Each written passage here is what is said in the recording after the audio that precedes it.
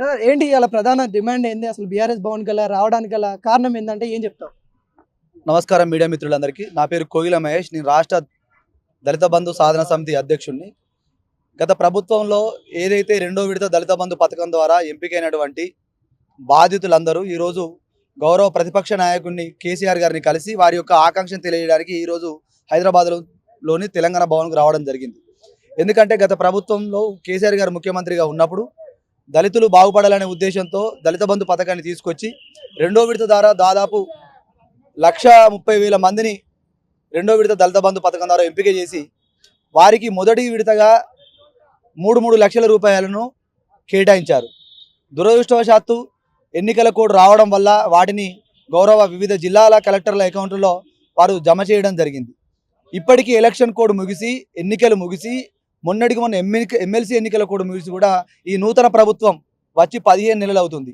15 నెలలు అయినా కూడా ఇంతవరకు ఏ దళిత బిడ్డకు కూడా వారికి కేటాయించిన నిధులు కేటాయించకపోవడం మేము దాన్ని తీవ్రంగా ఖండిస్తూ ఏదైతే ప్రధాన ప్రతిపక్ష నాయకుడైనటువంటి తెలంగాణ తొలి ముఖ్యమంత్రి కేసీఆర్ గారు కలిసి రేపు జరగబోయేటువంటి అసెంబ్లీ సమావేశాల్లో ఖచ్చితంగా వీటి మీద మాట్లాడి రెండో విడత దళిత బంధు నిధులు విప్పించే విధంగా ప్రధాన ప్రతిపక్షంగా బీఆర్ఎస్ పనిచేయాలని ప్రభుత్వం మీద ఒత్తిడి తీసుకురావాలని ఈరోజు ఇక్కడికి మేము అందరూ రావడం జరిగింది.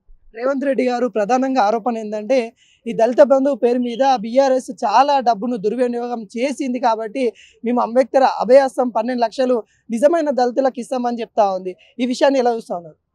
రేవంత్ రెడ్డి గారు చెప్పారు కదా, దళిత బంధు దుర్వినియోగం అయింది, 10 లక్షలు ఇస్తే దళితులు బాగుపడి వాళ్ళు ఇంకా దురల కంటే ఎక్కువ చేస్తారని చెప్పి కదా. మరి 12 లక్షలు ఇస్తామని నువ్వెందుకు చెప్పినావు?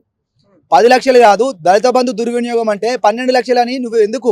దళితుల ఓట్ల కోసమేనా? దళితులను మభ్యపెట్టడానికేనా? దళితుల ఓటు దండుకొని పీఠం ఎక్కడానికేనా? నిన్నెవరు ఏమేమంటానులే డబ్బులు మాకేడైన డబ్బులు మేమేమని 15 నెలలుగా మీరు చూడండి ఎన్ని కార్యక్రమాలు ఇక్కడ హైదరాబాద్ వేదికగా చేసినామో ఒకసారి మీడియా వాళ్ళు చూడాలి. దళిత బంధు పథకాన్ని కొనసాగిస్తాం. దళిత బంధు దుర్వినియోగం అయితే ఎందుకు కొనసాగిస్తున్నారు?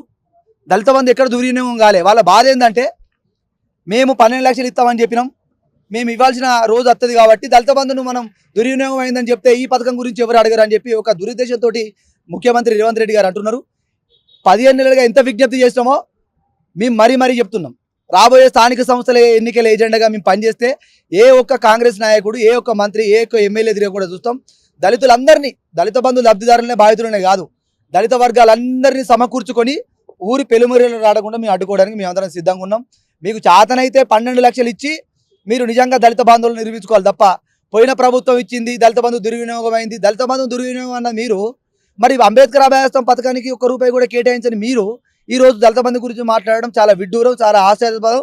ఇంకోసారి ఇలాంటి మాటలు మాట్లాడితే ఖచ్చితంగా దళితులు ఆగ్రహానికి గురవుతారు. ప్రధానంగా దళిత బంధు ఎవరికి వచ్చిందని అంటే బీఆర్ఎస్ సంబంధిత నాయకులకు మాత్రమే వచ్చింది, నిజమైన దళితులకు రాలేదని ప్రధాన ఆరోపణలుగా చూస్తా ఉన్నాం. ఇవి ఎలా చూస్తాను? ఇదే పోయిన అసెంబ్లీ సమావేశంలో మీడియా మిత్రులు అందరూ తెలుసు.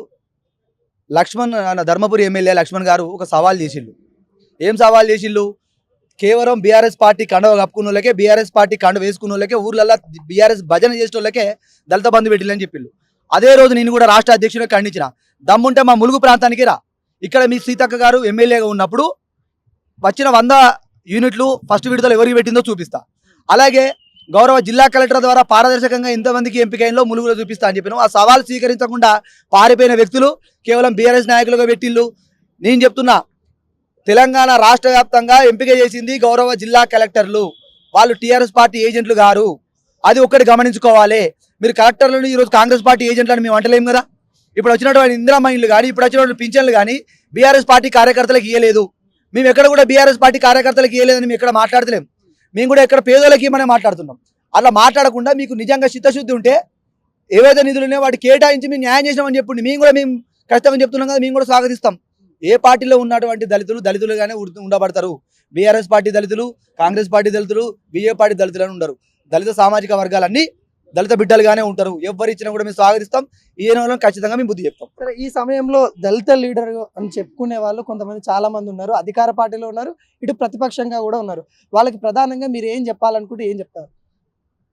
అధికార పార్టీ నాయకులను 15 నెలలుగా మా సామాజిక వర్గంలో ఉన్నటువంటి బట్టి గారిని, అద్దంకి దయాకర్ గారిని, గడ్డం ప్రసాద్ గారిని, లక్ష్మణ్ గారిని, ఇక ఉన్న వాళ్ళందరినీ మేము కలిసినాం. ఒక ముఖ్యమంత్రి గారిని తప్ప మిగతా మంత్రివర్గ సహచరులను కూడా కలిసినాం. వాళ్ళు డబ్బులు లేవు, మేము పథకం ఉన్నదా లేదా అంటే వాళ్ళకు కనీసం దాని మీద ఒక అవగాహన లేకున్నటువంటి మాటలు, ఒక బాధ్యత రాహిత్యమైన మాటలు మాట్లాడుతున్నారు. కొంతమందికి నిస్సిగ్గుగా మా పార్టీలో లేరా దళితులు అంటారు. అంటే అంటే ఒక పార్టీలో ఆ పార్టీలో ఉన్న దళితులు అవుతారా, మిగతాలు గారా? ఇవాళ ఉంటారు 5 సంవత్సరాలు అధికారులు ఉంటారు, మళ్ళీ మీరు వస్తారో లేదో తెలియదు. రేపు దళిత సామాజిక వర్గాన్ని మీరు మోసం చేసినట్టే కదా. ఇప్పటికి చూడండి 12 లక్షల అంబేద్కర్ అభయాస్తం పెడదామని చెప్పిళ్ళు, ₹1 కేటాయించిల్లా. మీరు ₹1 కేటాయించినట్టయితే ఇదే అంబేద్కర్ విగ్రహం మీద మీ అందరం ముక్కురాకి పోతాం. మీకు నిజంగా దళితులకు చిత్తశుద్ధి ఉంటే మీరు డబ్బులు రిలీజ్ చేయండి. అంబేద్కర్ అభయాస్తాన్ని కూడా మీరు ఏర్పాటు చేసుకొని ఈ అసెంబ్లీ సమావేశంలో నిధులు కేటాయించాలని మేము ప్రతిసారి ఇప్పటికి మాట్లాడుతున్నాం. కేటాయించి వాళ్ళకు న్యాయం చేయండి. ప్రధాన ప్రతిపక్షంలో ఉన్న దళిత నాయకులు కూడా మేము చెప్తున్నాం, మీరు మీ ప్రభుత్వం పెట్టిందని చెప్పి వాళ్ళ ప్రభుత్వం చెప్పి మీరు ఇట్లా కాకుండా ఖచ్చితంగా మీరు అసెంబ్లీలో గొంతెత్తాల్సిన సమయం ఆసన్నమైంది. మీరు ఖచ్చితంగా ప్రధాన ప్రతిపక్షంగా దళిత బిడ్డల పక్షాన పోరాడడానికి మీరు సంసిద్ధం కావాలి. దానికోసం మీరు కేసీఆర్ గారిని గెలవడానికి వచ్చినాం. రేపటి నుండి ఖచ్చితంగా అసెంబ్లీ సమావేశాల్లో అధికార పార్టీ నాయకులు, ప్రతిపక్ష పార్టీల నాయకులు, బీజేపీ నాయకులను కూడా మేము ఇంతో రఘునందన్ రావు గారిని, ఈటెల రాజేందర్ రావు గారిని, ఏలటి మహేశ్వర రెడ్డి గారిని కూడా కలిసినాం. మీరు దయచేసి బీఆర్ఎస్ పార్టీ వాళ్ళు పెట్టిళ్ళు వాళ్ళు అనేటువంటి ఆలోచన తీయండి. మీరు పెట్టి కాపాడుకోండి, మేము కూడా మీకు మద్దతు తెలుపుతాం. లేకపోతే మాత్రం ఖచ్చితంగా ఊరి పొరిమిల్లనే చావు డప్పుతో మీ సాగుతాం పలుకుతాం. సరే, ఈ రోజు రేపైతే ఏదైతే అసెంబ్లీ సెషన్ ఏదైతే ఉందో దాంట్లో బడ్జెట్ సెషన్ ప్రధానంగా కనబడతా ఉంది. దాంట్లో అంబేద్కర్ అభయాస్తం గురించి బడ్జెట్ అమౌంట్ పెట్టకుంటే ఏ విధంగా ప్రణాళిక ముందుకెళ్లే తరుణం కనబడతా ఉంది. ఈ అసెంబ్లీ సమావేశాల్లో ఏవైతే పెండింగ్ లో ఉన్నటువంటి 2వ విడత దళిత బంధు నిధులు విడుదల చేస్తూ ప్రత్యేకమైన జీవో జారీ చేయాలి. అలాగే అంబేద్కర్ అభయాస్తం పథకానికి కూడా డబ్బులు విడుదల చేసి ఆ పథకానికి రూపకల్పన చేయాలి. లేకపోతే ఖచ్చితంగా చెప్తున్నాం, ముఖ్యమంత్రి స్థాయి నుండి కాంగ్రెస్ పార్టీ ఊర్లో ఉండే గ్రామ శాఖ అధ్యక్షుని వరకు ఖచ్చితంగా మేము అడ్డుకుంటాం. చావు డబ్బులతో స్వాగతం పలుకుతాం.